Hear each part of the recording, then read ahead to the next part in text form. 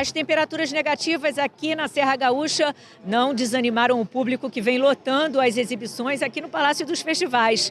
Mas você de casa tem acompanhado com a gente a cobertura jornalística do Cinejornal com tudo o que acontece de cinematográfico aqui no Festival de Gramado. E olha só, gente, neste sábado, então, você vai conhecer com a gente aqui no Canal Brasil os vencedores dos Quiquitos na nossa transmissão ao vivo da cerimônia de premiação a partir das 8h50 da noite. Bom, na competição de longas brasileiros estão na corrida 7 filmes, 2 coproduções do Canal Brasil: Cidade Campo, de Juliana Rojas, e Oeste Outra Vez, de Érico Rassi.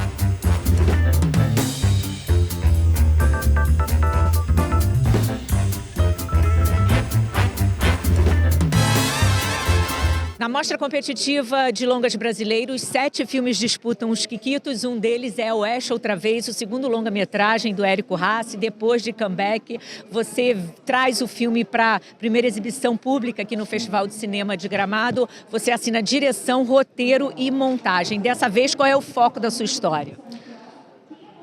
A história, ela usa uma ambientação de um western para falar um pouco da crise da masculinidade. Então a gente mostra alguns homens que vivem numa região isolada do estado de Goiás e que são constantemente abandonados pelas mulheres que eles amam e não conseguem lidar com isso e acabam apelando para a violência e agredindo uns aos outros. Isso dispara uma perseguição no sertão de Goiás, com um tentando matar o outro. E aí o filme assume esses contornos de um faroeste, mas usando o western para contrabandear um pouco esse tema da crise do masculino. Como é para você participar aqui do Festival de Cinema de Gramado, nessa competição que dos 7 filmes, 4 são dirigidos por mulheres, e você vem com essa reflexão de Oeste Outra Vez? Sim, as mulheres elas não estão fisicamente presentes no filme, mas elas é que disparam o filme, né? Então a ausência delas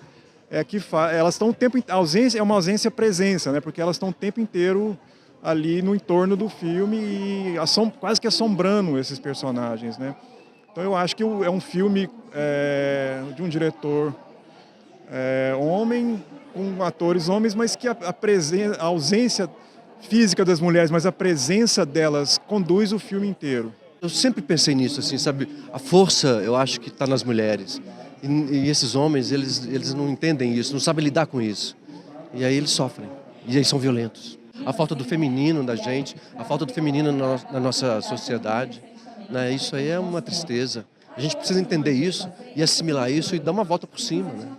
E fazer as coisas diferentes. Como é que foi compor o seu personagem? Me fala um pouco também desse personagem. É o Roger, né? Ele é um personagem, um ator incrível. E assim, estar com ele, trabalhar com ele, né? Eu acho que me espelhei muito nele, assim. Eu acho que eu trabalhei muito junto com ele. E isso foi um aprendizado, uma escola para mim, trabalhar com ele. A força desse texto, assim, é brutal, né? E é brutal a relação desses personagens com a vida, com as mulheres, né? E a falta delas, né? E a presença delas, mesmo nessa falta. Eu acho incrível, eu adoro esse filme, eu adoro ter feito esse filme, esse elenco. E como é, então, apresentar esse filme que você gostou tanto de ter feito, assim, pela primeira vez para o público aqui no Palácio dos Festivais, no Festival de Gramado? Eu acho uma alegria estar aqui, fazendo cinema de novo, né? Nesse momento que o Sul passou por tudo que passou, né? E o cinema passou por tudo que passou, e a gente fazendo cinema aqui, isso é uma glória, uma alegria. Eu acho que a palavra é alegria, assim, né? E vibrando por esse momento, por estar aqui nesse momento, apresentando esse filme e ver pela primeira vez o filme na tela grande, né? Isso eu acho que já está sendo mágico, né? Tá muito bom. Roger, queria que você me falasse da sua participação nesse filme, Oeste Outra Vez. Você que já fez algumas participações em longas-metragens, né? Com o Pacarrete, Bacurau, alguns outros. Mas você é essencialmente um cantor, um compositor, parceiro de Belchior, Ednardo. Me fala um pouco dessa participação de fazer cinema. O que é fazer cinema para você? É uma paixão infantil. Quando eu comecei, a primeira vez que eu vi cinema na minha vida, eu fiquei louco por aquilo. Eu jamais imaginei ser ator. Porque eu cresci muito tímido. E mesmo fazendo música, mesmo cantando e tal, mas é uma timidez horrível, que inclusive me tirou algumas oportunidades e tal, né?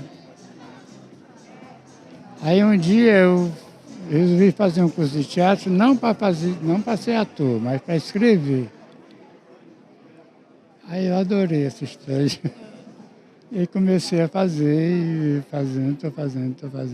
O que você pode me dizer desse seu personagem? Olha, é um brasileiro, né? É um brasileiro com sonhos, com ideias e tal, e que nunca se realiza, né? Eu vejo assim, o filme tem muitas nuances, eu acho, sabe?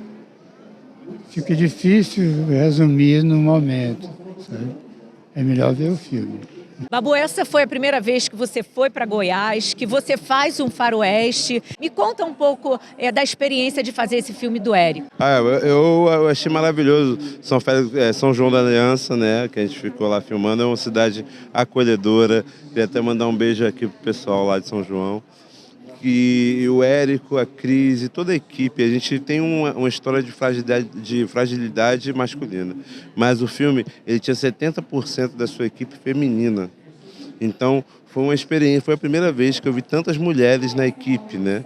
E foi uma coisa tranquila, foi um filme tranquilo e difícil. Vocês vão ver, né, pelas locações. Era uma locação muito difícil, era um orçamento baixo, né? Então, quer dizer, era uma coisa difícil e a mulherada deu mais do que conta, passou mais do que a média.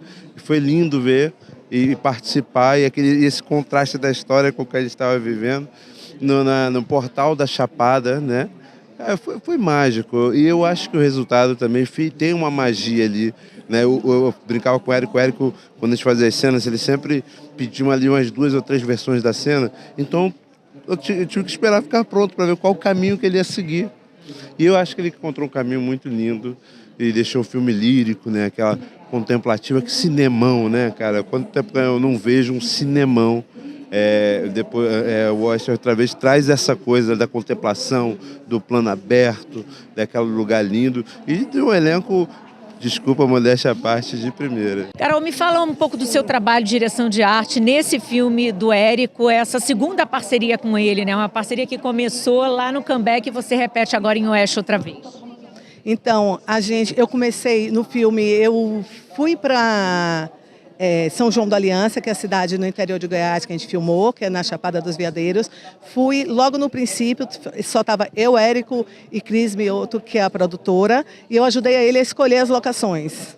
Então a gente passou um mês trabalhando, antes mesmo de ter uma proposta de arte, já assim, usando, eu digo que o instrumento de trabalho do diretor de arte é o olhar.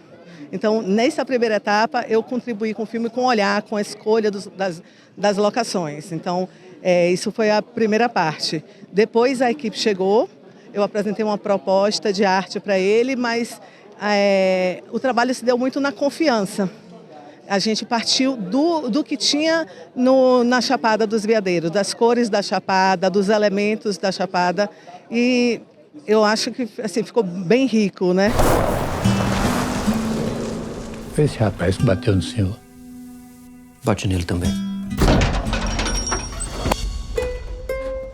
Primeira vez que a Dira veio aqui no Festival de Cinema de Gramado foi em 1992, depois ela foi jurada, ela foi curadora, ganhou Kikito, agora faz a sua estreia aqui no Festival de Cinema de Gramado. Por que você escolheu esse lugar? Eu acho que eu fui escolhida um pouco pelo lugar, né? Porque quando a gente fica com o filme pronto, a gente inscreve em festivais de cinema nacionais e internacionais. E quando veio a resposta de Gramado, eu até comentei com o Léo hoje, eu não entendi direito e nem comemorei. Assim, vamos estrear em Gramado, eu pensei, não deve ser na competitiva, e depois quando eu soube que era, uma alegria, assim, uma sensação, passei no vestibular, sabe? Mas é muito especial estar fazendo a estreia mundial do Pazarga daqui, porque é um lugar muito amado pelo Brasil. Eu acho que nosso filme tem uma brasilidade que atravessa o filme inteiro, temas que nós temos que debater. Então, eu achei muito propício ser nesse momento e ser aqui em Gramado. Eu estou muito feliz. E esse filme ele nasce num momento assim nosso de recolhimento que foi durante a pandemia e trata também de uma narrativa de uma mulher que parte para uma jornada muito solitária, né? O que você queria trazer de assunto para esse filme? Eu vi na Irene, a minha personagem, um retrato um pouco daquele sentimento pandêmico. Mas o filme não fala sobre a pandemia, mas o sentimento pandêmico está lá, é a necessidade de você encontrar o seu paraíso particular. Como é importante você estar em harmonia com os seus desejos, porque se você não tiver, você está em desarmonia com tudo. E eu acho que a Irene ela está vivendo esse viés. A gente vai amadurecendo e se deixar, a gente endurece de alguma forma. E os estímulos, por exemplo, daquele lugar podem transformar uma dureza da vida, né? E eu acho que Irene encontra um pouco esse caminho, mas talvez seja tarde demais. E você vai buscar em Manuel Bandeira, né, inspiração também, inclusive para o título do filme. Isso, porque Manuel Bandeira escreve o poema Pazárgada quando ele está doente, por volta dos seus 80 anos. E aquele desejo que ele tinha, vislumbrando, eu acho que era o desejo que a gente estava naquele momento. De, né, eu quero um paraíso para mim, eu quero um lugar onde eu sou livre. E aí, durante essa inspiração bandeiriana, vamos dizer assim, eu estava naquele momento do isolamento, observando pássaros, e eu falei, nossa, como os pássaros são livres. Nossa, como os pássaros estão felizes e está todo mundo triste. Nossa, como eles falam, como eles se movem. E esse universo acabou trazendo a profissão da personagem e tudo que envolve uma bióloga ornitóloga num bioma como a Mata Atlântica brasileira. Dira, você nasceu no Pará, em meio ali à floresta amazônica. A gente sabe do seu envolvimento com o ativismo do meio ambiente, o ativismo ambiental. E o filme também, de alguma maneira, é uma denúncia com relação ao tráfico de animais, que é impressionante. Fiquei sabendo também que é o terceiro, está em terceiro lugar no ranking de tráficos, né? Só fica atrás das drogas e das armas. É um número absurdo, né? A gente não imagina que os animais silvestres são traficados para o mundo inteiro. Existem compradores para existir esse ranking do terceiro maior tráfico do mundo. Então, eu achei isso, como você ficou admirado. Imagina o quanto, quando durante as pesquisas a gente foi trazendo essas informações, eu falei, não, aqui a gente tem um caso muito importante para ser comentado. E esse filme também é uma celebração do seu casamento de cinema com Pablo e seu casamento de vida, né? Meu companheiro de vida, a gente vai fazer 19 anos agora em outubro, juntos, e nasce desse nosso encontro, porque uma diretora, quando tem um diretor de fotografia do lado, é meio caminho andado para fazer um filme. E isso realmente foi um facilitador do nosso encontro para a realização desse longa-metragem. Esse projeto ele surge durante a pandemia e é uma maneira também de fazer uma comunhão do casamento de vocês, do casamento de cinema de vocês também, enfim, e de extravasar também a criatividade naquele momento de tanto recolhimento, né? Sim, ele vem de acho que ele vem de uma pergunta, né? Por que a gente nunca fez nada autoral junto, né? Na verdade, ele vem de vários desejos. Nosso casamento vem do cinema, meio se mistura, né? Tudo se mistura um pouco com o cinema lá em casa. Mas existia essa pergunta, assim, por que a gente nunca fez nada autoral junto? Apesar de ter feito tantos filmes juntos, ter se conhecido no cinema, ter se conhecido biblicamente no cinema, a gente passou por tudo, ter tido filho no cinema, mas existia essa pergunta e precisou a pandemia parar a gente para a gente respondê-la. Como é que foi o desenvolvimento desse projeto, enfim, com a Dira, diretora, produtora, roteirista, protagonista, e você, produtor e diretor de fotografia? Ele nasce, né, quase que de noite na cama, digamos assim, né? Então ele vai vindo pequenininho, que nem uma pequena semente, através dos refúgios que a gente tinha na pandemia para sobreviver. E ela foi sendo criada, essa história, aos poucos, e um dia ela chegou com um roteiro, assim, contou o roteiro, praticamente o roteiro que a gente fez, assim, ela, digamos, um mês ali maquinando muito, naquele tempo que a gente, mal ou bem, a gente tinha tempo, né, isso era uma coisa E de repente ela veio com esse roteiro, assim, soltou esse roteiro de uma vez só dentro do nosso refúgio, no lugar onde foi filmado o filme, no Sana, a gente numa fogueira, e ela soltou aquilo. Disso para 4 meses depois a gente estava filmando. E como é que vocês chegaram a esse conceito de fotografia, principalmente porque vocês filmam também na Mata Atlântica, né, em Macaé, no Rio de Janeiro, numa Mata Atlântica muito exuberante, né?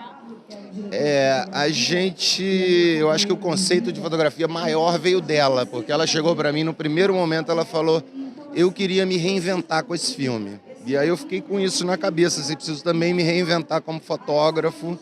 E aí acabou sendo um filme que eu acho que é uma reinvenção, que é um Pablo diferente, é um Pablo com... Eu estou sempre no caminho do diretor, né? De alguma maneira, no caminho que eu quero dizer junto, né? Sempre indo junto, mas dessa vez era, né, inerente, mais especial ainda. Eu acho que veio principalmente desse conceito que ela falou, eu quero me reinventar. Eu trouxe isso para fotografia. Como é, agora, minutos antes da primeira exibição pública do filme, você presenciar essa estreia de Dira Paz como diretora? É muito lindo, né?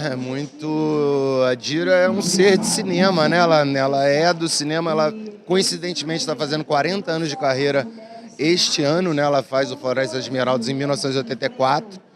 Então, nada mais Dira também do que descansa carregando pedra, né? Assim, nada mais Dira do que comemorar seus 40 anos de carreira abrindo uma nova etapa na sua carreira, que é dirigir um filme. Dira é uma luz, né?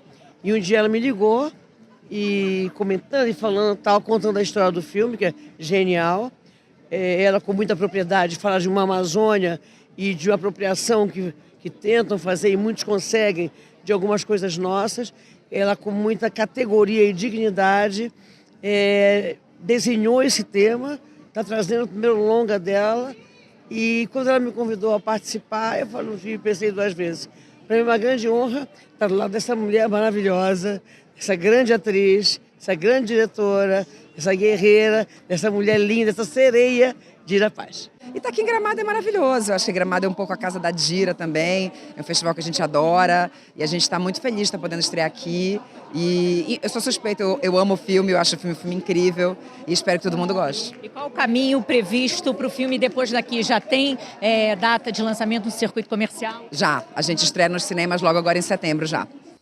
Você está vendo alguém mais aqui? Helene, isso é coisa da minha cabeça. Tchau, Dani. Cinejornal Especial, 52ª edição do Festival de Cinema de Gramado, vai ficando por aqui. Nossa equipe continua na Serra Gaúcha, trazendo todas as informações desse evento cinematográfico para você. Amanhã a gente se encontra de novo aqui no Canal Brasil. Sim, eu tenho a cara do Pará, usa o calor do Tarubá, um Irapuru que sonha. Sou Dira Paz, eu sou Amazônia!